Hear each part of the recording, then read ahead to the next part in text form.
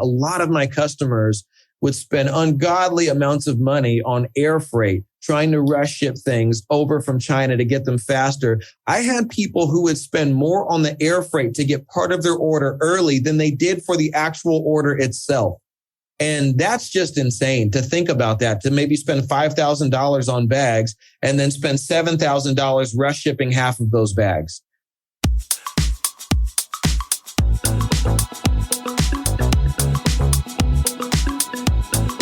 Hey, it's the Profit Answer Man, Rocky Lalvani. If you're new to the podcast, check out my interview with Mike Michalowicz. It's episode number 2. If you want to hear about each chapter in the Profit First book, go back and listen to episodes 3 through 13. Episode 1 is the why and how. On the Profit Answer Man, we learn money mastery without all the complicated accounting mumbo-jumbo using a simple system. Your accountant is busy documenting your transactions and creating a rearview mirror of what happened. My guess is you don't even look at the reports they sent you. If you're like most business owners, you struggle with this, and it's not your fault. We aren't taught money in school, and accountants aren't taught how to be profitable. The Profit First system created by Mike Michalowicz works, and he certified me to help you implement the system in your business. Remember, the new equation is sales minus profit equals expenses. Let's face it, without cash flow, you can't pay your employees, buy needed materials, or pay your mortgage and support your family. I help you to do that and more, so you can focus on the parts of the business you love and receive the rewards for your labor and investment into your business. The stronger you are as a business owner, the more jobs you create, the better we are as a country. Small business owners are the backbone of America, and for that, you deserve to be well rewarded. Just remember, more revenue does not equal more profit. That's why we focus on the bottom line. Are your margins constrained by market conditions and you can't raise prices? What we tell our clients is to add private label or other products that carry bigger margins. They may be add-ons to your main offerings or alternative choices to what you sell. Even if the prices are lower, with better margins, you can earn more profits. Also, the world has changed since COVID. So have some of the options that are available to pivot to. Not only do we use other countries for products, we also use them for labor. But today, we will focus on products. Our guest is Raine Mahdi. He is a lifelong entrepreneur from San Diego with a deep experience in sales, business development, and product sourcing. He's currently focused on building ZipFox, the world's first global B2B product sourcing platform, and establishing new global norms for trade and hiring. Let's meet our guest. Welcome to the Profit Answer Man, Raine Mahdi. It's great to have you join us today. Thanks for having me, Rocky. Can you share a little bit about yourself and your business? Yeah, my name is Raine Mahdi. I am the CEO and founder of ZipFox.com. We are the world's largest B2B product sourcing marketplace for finding Mexican suppliers. We have over 350 factories on the platform now selling all sorts of products, everything from clothing to home goods, furnishing, building supplies, all kinds of stuff. So that's what I'm working on now. I've had a pretty good career in sourcing products and sales and business development. And yeah, so pretty excited about this opportunity we have in front of us now. That is so awesome. The reason I wanted to chat with you today were a couple of things that I have seen with my clients. Some of my retail clients are constrained in their ability of pricing. In other words, they've got brand label types of goods. And the reality is, you look on Amazon or online, you're going to have restricted pricing power. And the pricing power they have doesn't give them enough margin to truly run their business well. The second thing that's happened is COVID sent, the world into a spin. Two of those things were right now, us and China and whatever's going on, shipping delays, shipping costs, the container cost for my clients I think at the top was somewhere between like $24,000 to $32,000 a container. So we were getting hammered on everything. And on top of that, just the whole timing of how long to get something from the time of the order till the time that it got delivered and cash flow. And so all of that was just wild and crazy. And I think a lot of business owners want to find alternative sources of products, but they don't always know how. And I'll be honest, I've told a lot of my clients about Alibaba. Alibaba pushes China. And if you want to buy from China, that's wonderful. Again, economic and political climates keep changing. So we're in different situations with that. And even though Alibaba says they go all over the world, we have noticed they aren't fair to the rest of the world. They push their own stuff. So that's kind of the opening and the reason that we wanted to talk. Nice. Throw it out to you to say, what have you found? Yeah, there's a lot to unpack there. You know, if you find yourself battling with, competing on name brand products that are basically commodity, because obviously there's only so far you can go if you're all getting it from the same place and selling the same thing. That creates a tight market and it's a race to the bottom. So, you know, if you find yourself in that situation where you don't have any white space, you don't really have an edge, then you might start looking at white label products or producing your own products. We have a lot of people that come to the platform now that have, you know, a whole catalog of things that they've designed themselves that they're now having manufactured, and they're outsourcing that manufacturing, whether it's to Asia or to Mexico. And so, you know, it really is a good avenue to take if you want to grow your business, and if you want to actually have sustainable growth, if you want to own your catalog, and if you don't want to have competition, you can create your own catalog of goods. So it's not as hard as a lot of people might think it is to do. And you don't start with 100 products. You start with one thing, see how it goes, right? Do some research, try to find something, find a good manufacturer. That always helps because they can help with design a lot as well. Yeah. So, you know, it's a good avenue to go down. As it pertains to sourcing from China and all the issues, no, it's really nice to see that the container costs have come down from that high, from the peaks around 25,000. That was really putting a strain on a lot of people. And it's tough. I've been in that spot before where you don't have enough time to adjust. Those things happen without warning. It's not like they say, hey, in about 6 months, we think container costs are going to go up. It's you're already making something at the factory in China. It has to be shipped. You've already paid for it. You go to ship it, and all of a sudden you thought it was going to be $5,000 and it's 15 grand. And then the next shipment is 20 grand. It was happening very fast. So, you know, having those prices come back down is great. Having the lead times from Asia come back down is great. That's all great. But still, and this is something that I really stress to people, is that still, even at the best, shipping from China compared to what we really focus on, which is sourcing from Mexico and shipping from Mexico, you're looking at 4 to 7 weeks of shipping time coming out of China to, depending on where you're going in the US, whether it's West Coast, East Coast, even Middle America can take longer sometimes by rail. So 4 to 7 weeks compared to 5 to 10 days shipping coming from Mexico to the US. So even when China is operating at its, you know, kind of normal protocol and container prices are, you know, at their standard kind of equilibrium, it's still in comparison to Mexico going to be 10 times slower and 3 times more expensive. So when people started to realize that, you know, I don't want to go on and kind of run off with this, but you know, it was the trade war, especially for me, you know, in particular, my own story and how I started looking at this opportunity. I myself was sourcing stuff from China. And when the trade war happened, I was hit squarely with those 25% tariffs. And it was devastating for small businesses to all of a sudden have a 25% increase in your cost of goods with no warning is really scary. We had a lot of containers on the water that we could not adjust. We couldn't change our prices with our customers. It is what it is. We had to eat it. And a lot of people were in that spot. So, and then even after that, a lot of people absorbed a lot of that 25% tariff instead of passing it along to their customers because they were worried that they would lose business if they passed along the entire increase. So, you know, when you look at that major disruption and the high costs that you have to deal with when, you know, sourcing things out of China like that. And then you look at having a relationship with a supplier in Mexico and not having those tariffs, having a free trade agreement, having really quick deliveries. You know, I realized myself looking at that there weren't any other options out there. Going on Alibaba, as you say, all you really find are Chinese suppliers.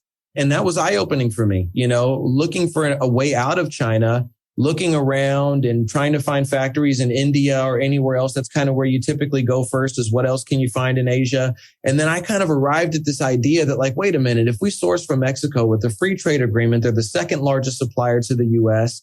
And we could get deliveries very fast, which in my old business was, time was sensitive. It's packaging I was selling, which is a time sensitive product. People always wanted it faster.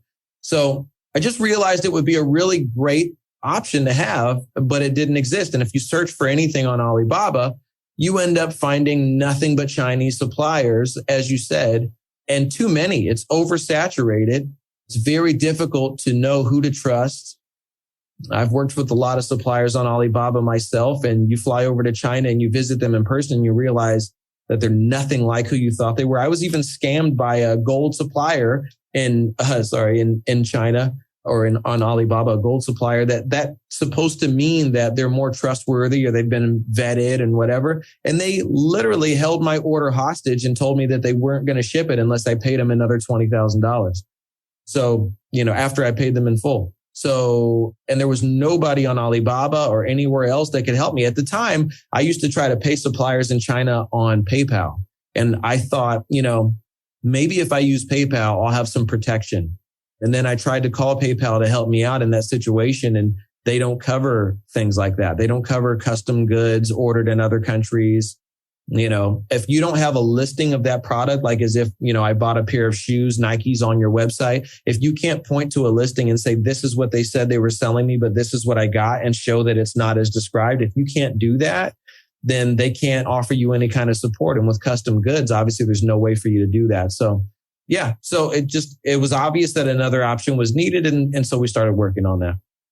So a couple of things I want to bring up. One is margin, because I've noticed with my clients, when they're having the name brands, they can mark up something 2.5 times. That's usually the constraint. Mm-hmm. Private label, they're easily able to get 4 times. And on certain things, they can get even far, far greater margins. So even though the prices are less, their margins are so much greater. And so they pick up from that, which is helpful. The other thing is the size of the order. And I went on your site and I noticed some of the suppliers will send 24 pieces, 36 Absolutely. Pieces. So you don't have to order 6 months of goods, which is a major, major cash flow suck. And then you're guessing, right? Because when you're ordering 6 months of goods, we're hoping that we've got 6 months of sales. And if we're waiting 3 months to get it, we got to be good at our guessing. Whereas if you're talking about getting stuff in a couple of weeks and smaller orders, that gives us much more flexibility to test. And if something goes wrong, it's not that big a deal. It's not a ton of cash tied up into it. Right. Yeah. I mean, it's always a big deal when something goes wrong, right? It's never nice because you've lost time and money. But I agree with you 100%. That's one of the biggest, kind of as we were discussing before, it's just one of the biggest hidden advantages of sourcing from Mexico versus sourcing from China is that, you don't have to order so much at one time. If you can get it in 5 to 10 days versus 4 to 7 weeks, well, then you don't need to order a whole warehouse full. You can get a couple pallets at a time. You don't have to tie up as much of your cash flow. And there are suppliers down there, manufacturers down there who are willing to serve, smaller MOQs and kind of help you get started that way. And in some industries, especially clothing, time is of the essence. If I have an idea about something, let's say somebody said something funny on TV and I want to make a t-shirt out of it. Well, if it takes me 3 months to get that t-shirt, it might not be funny anymore by the time I'm trying to sell it, right? It might be old news because things move quickly. But if I can get it in just a couple weeks, well, then I can capitalize on that trend much more. And maybe I can even go in for a second run. And so that time advantage is really, really big. And like I said, I used to sell food packaging to pet food companies, snack food companies. And it was always about the time. And a lot of people who source in China can probably relate to what I'm about to say. A lot of my customers would spend ungodly amounts of money on air freight, trying to rush ship things over from China to get them faster. I had people who would spend more on the air freight to get part of their order early than they did for the actual order itself. And that's just insane to think about that, to maybe spend $5,000 on bags and then spend $7,000 rush shipping half of those bags. That just, so in certain industries, time can be just as important and sometimes even more important than money. So thinking about getting a good deal on your goods, not paying tariffs, paying less on your shipping costs, and being able to get things in-house really fast so you don't have your money tied up as long and you don't have to order so much at once. That pretty much checks a lot of the boxes. And one of the other great things that I like about working with Mexico is that they're on the same time zones. And so I've spent many, many nights waiting up until 11 o'clock at night, midnight, trying to get a response back from my Chinese supplier. And when that doesn't happen on time, these conversations that could happen in one day end up taking days and days and days, because every time I have a question, then I have to wait till the next day. They say something, then they have a question, then they wait till the next day, then they see my question. It's a nightmare. So the same time zones thing, it's one of those things. It seems like it's not that big of a deal, but once you start doing it, it's really nice. Now, when stuff comes in from Mexico, do you still have to go through the same customs, or is it faster? It's much faster. It's much faster. Customs, I mean, look, the Chinese and U.S. customs, they process so much that I wouldn't say that they're slow. They're very good at their jobs. They get more practice than anybody else, right? Is those two. But yeah, most stuff coming from Mexico comes through Laredo, and they're really fast at processing stuff. And the great thing is, a lot of things come through on truck. So it's much faster than goods coming in by the slow boat. And then all of those containers have to be offloaded from the ship. And then if you have less than a container load, that means that your goods are in a container with a bunch of other people's. It has to be brought into a warehouse in D-van. And there's this whole process that has to happen when it comes off the ship versus just being trucked across. So yeah, it's faster probably coming through Mexico if you wanted to compare the two. Now, one of the things people are going to be concerned about is safety. Like, same thing that you talked about. I placed an order. How do I know I'm going to get what I said I'm going to get? Mm-hmm. And how do I know they're not going to hold me hostage for another 20 grand, like you mentioned? Yeah. So one of the things that we do on ZipFox is we act as essentially an escrow. So when you make a payment, we hold that payment until you've received your goods. Now, you have 7 days from the day that your order is delivered to file a dispute or to approve your order. And if you approve it, then we can pay your supplier earlier, which they appreciate. But if you don't respond back within 7 days, then we're going to release the money to the factory, because obviously we can't hold their money forever. But at least you do have that grace period there after you received your goods to be able to say, hey, I have a problem. And if there is a problem, then we can protect you because we're still holding the money. So that's a really nice thing. And something that I wish I would have had when I first started out my sourcing career. I wish I would have had some protection when I got ripped off for that $20,000,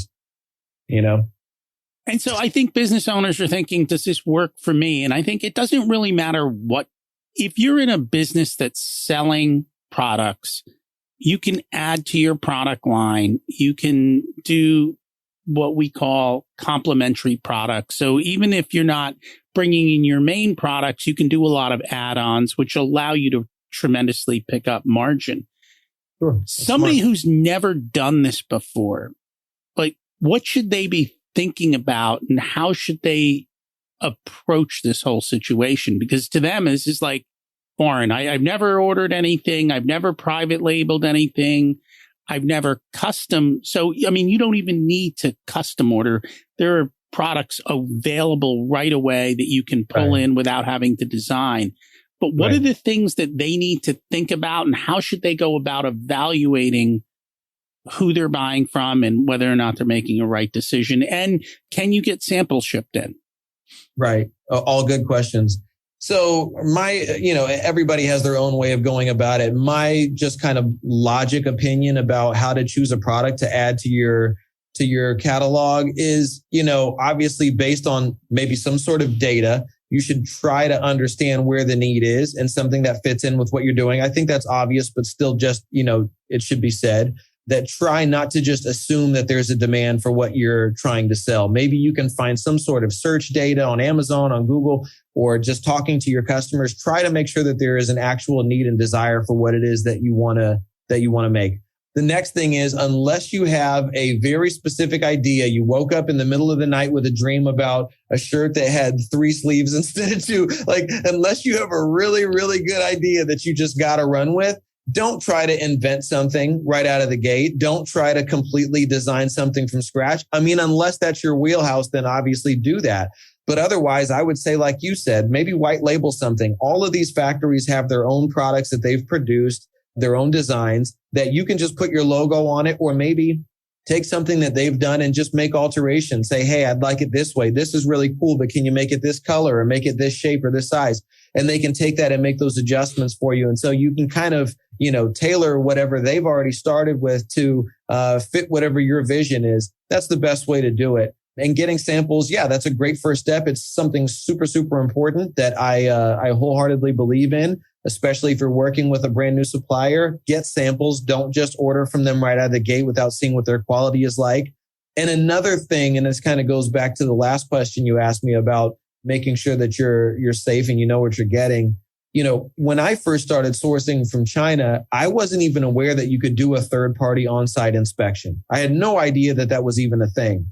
And when I found out about that, it was so eye-opening. I was so excited about the idea that I could have somebody come, an unbiased third party, and look at the goods at the factory, run whatever tests I wanted, send me whatever pictures I wanted, do whatever I wanted so that I could have boots on the ground and eyes and ears there, and even run tests on stuff. They can, throw it against the wall and see if it breaks, or whatever it is that you ask them to do. They can do that before you ship it, because I can tell you, dealing with a problem with products that are already sitting in your warehouse is a lot harder than dealing with it if it's sitting in the factory's warehouse and you haven't paid the balance. That's where you want to be dealing with an issue. So on our platform, we do try to build in, you can book an on-site inspection at the factory, and we try to build that in as a standard part of the process. It is optional, but I highly suggest that you do that every time. Even with a supplier that you've worked with a few times, you never know when that issue is going to come up. It will come up eventually. So checking the product as often as you possibly can is a good idea. So get the samples. When you finally do get whatever it is that you're going to get produced, have somebody come and look at it. How do they find the person to go look at it? You can book that on our platform. So after you've scheduled your order, you pay the deposit for your order, then you can arrange delivery on the platform, and then you can also book an inspection. Everything right there from your dashboard on the platform. So it's pretty simple. It's like one click. For booking an inspection, you just select the inspection and then you provide the instructions. Hey, I want you to throw it against the wall. If it breaks, then let me know. How many of them? 3 out of 100 can break. If not, then it fails the inspection. So you can be really, really specific. Yeah. That's interesting. I didn't even know that was, I guess it's available. I know it's harder with China because it's so big and so diverse, but that makes it so much easier to make sure you're getting what's right. And if you're spending significant amounts, then it seems worth it. You're taking small amounts, just take it and move on and learn and try things out and see how it goes. Yeah. What else should people who want to try this out know as part of this process? Like, what else should they be thinking about? Yeah, that's a good question. There's so many things. One thing that I think about, and I hesitate sometimes to say this because it sounds like I'm talking my own book, but truth of the matter is, we don't know what the future holds in the relationship between the U.S. and China. And we've already seen some pretty concerning disruptions over the last 2-3 years.